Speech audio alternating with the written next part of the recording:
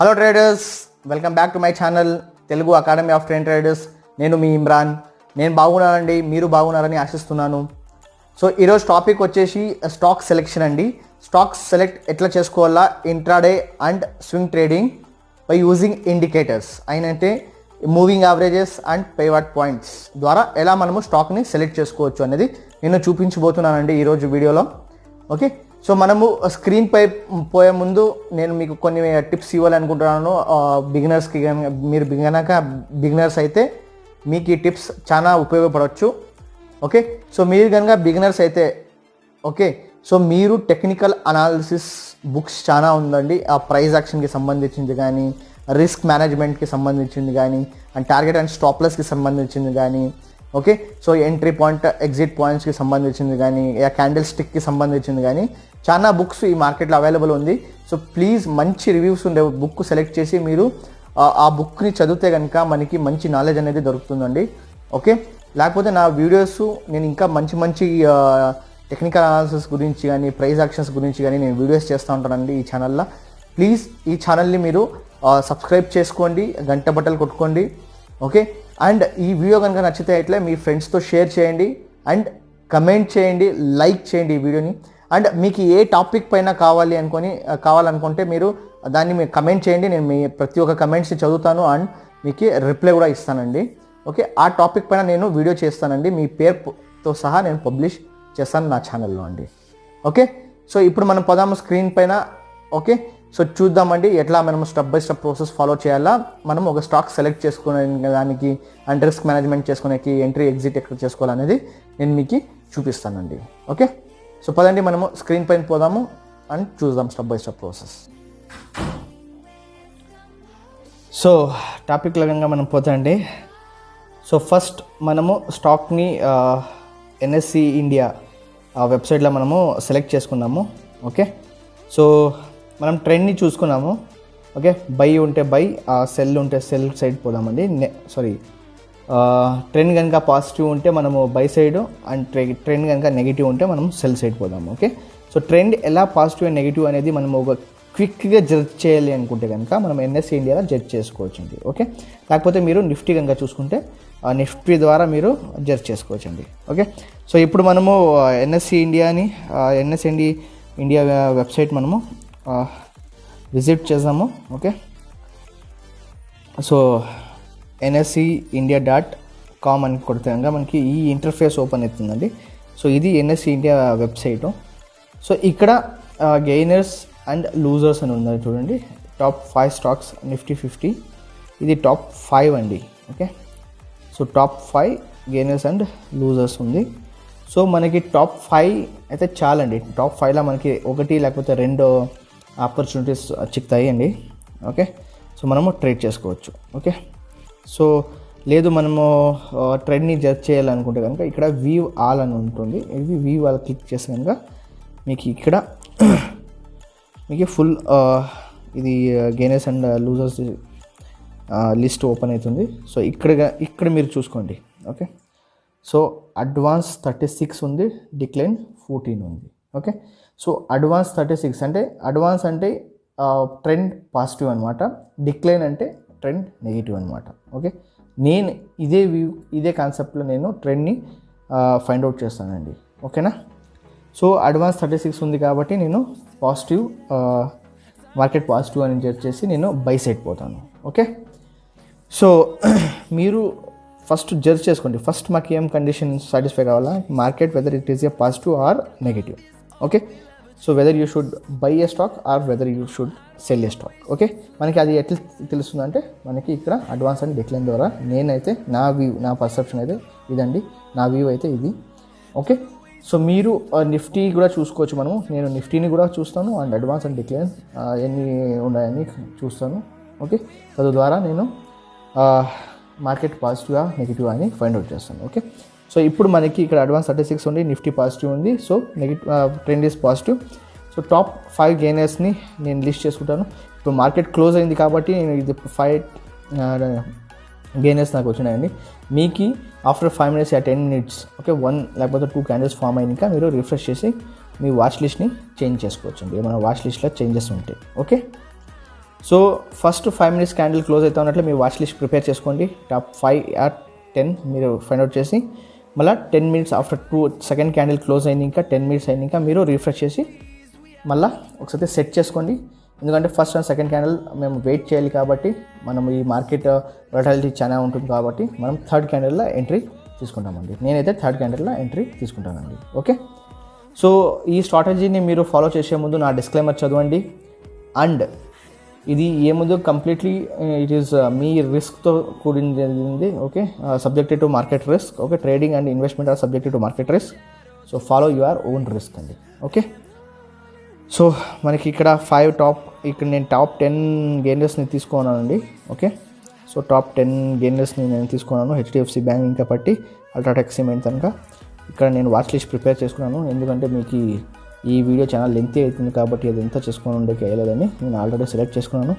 Okay, ఇక్కడ నేను mark కూడా చేసుకున్నాను. నా targets and stop loss everything నేను మార్క్ చేసుకున్నాను అండి. Okay, so first condition is satisfied కి మనకి ట్రెండ్ తెలిసిపోయింది. మా పాజిటివ్ ఆర్ నెగిటివ్ అనేది, పాజిటివ్ అంటే మనం పాజిటివ్ సైడ్ పోతామండి. Okay, so first satisfied.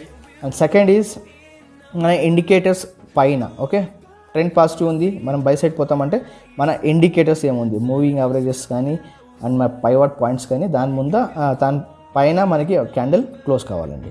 Okay, so ఇక్కడ చూడండి మనకి ఫస్ట్ సెకండ్ థర్డ్ క్యాండిల్లో కూడా మనకి మన కండిషన్ సాటిస్ఫై అయింది లేదండి. అందుకే మనం వెయిట్ చేసినాము. మనకు సాటిస్ఫై అయింది 10 o'clockకి మన కండిషన్స్ అన్నీ సాటిస్ఫై అయింది.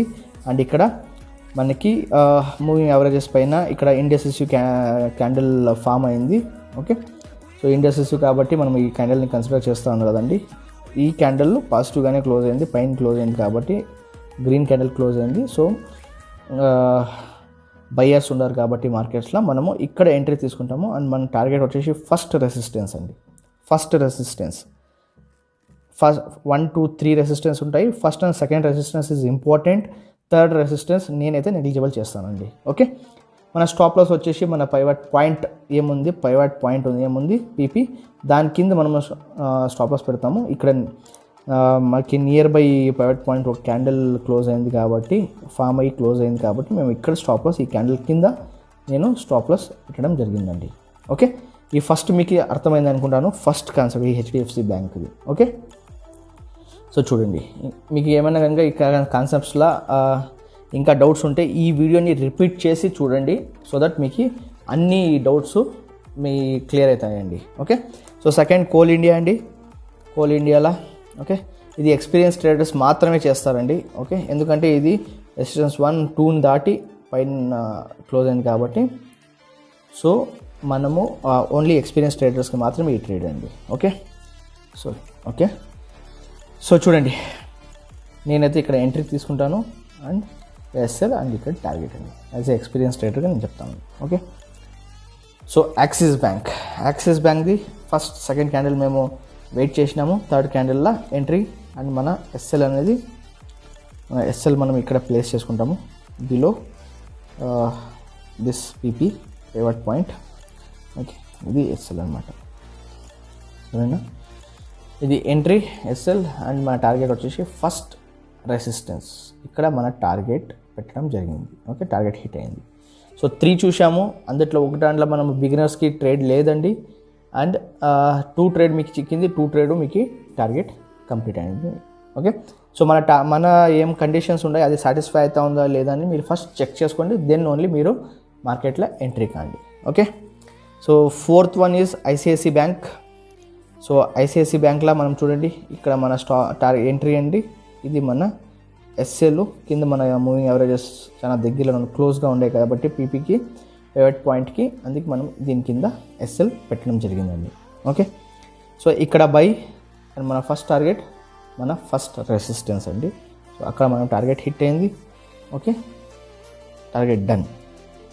So out of 4 only 1 trade మనం తీసుకోలేదు, ఎందుకంటే మన ఓన్లీ అది ఎక్స్పీరియన్స్ ట్రేడర్స్కి మాత్రమే కాబట్టి. అండ్ 4లో 3 మన టార్గెట్స్ మనకి ఇచ్చినాయండి. Okay, and fifth one is Bajaj finance.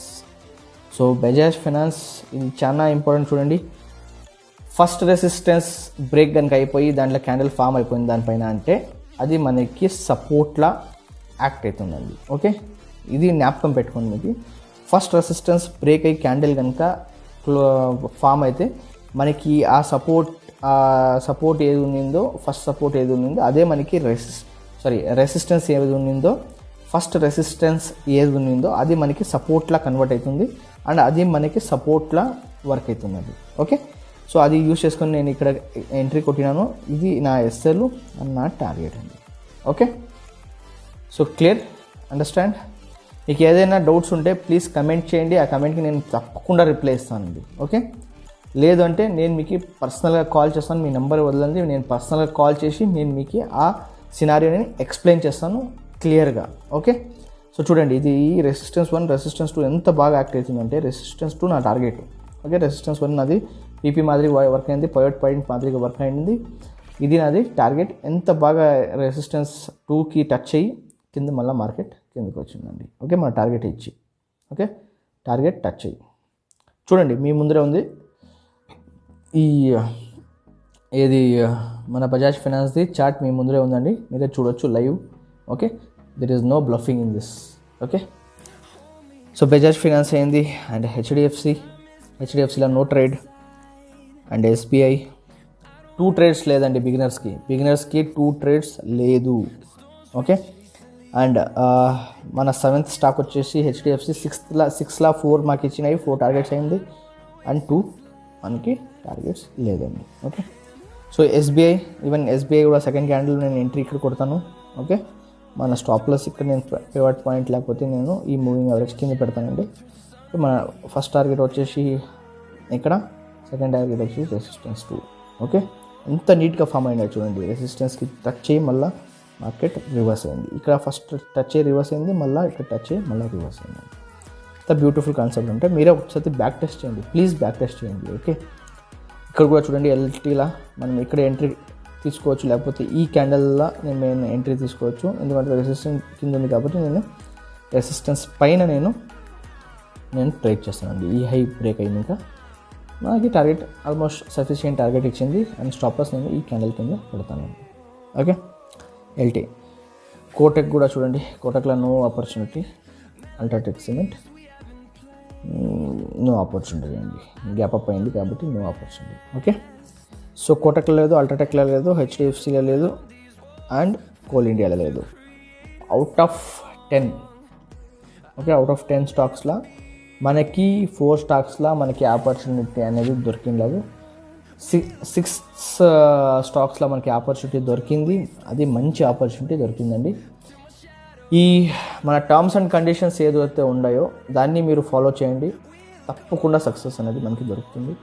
Okay, so ఇది బ్యాక్ టెస్ట్ చేసి మీరు మీ ఓన్ రిస్క్తో చేయాలనుకుంటే మాత్రమే మీరు చేయండి. ఓకే, సో గైస్ ఈ వీడియోని కనుక మీరు రిపీటెడ్గా చూస్తే కనుక మీకు నేను చెప్పిన కాన్సెప్ట్ క్లియర్గా అర్థమవుతుంది.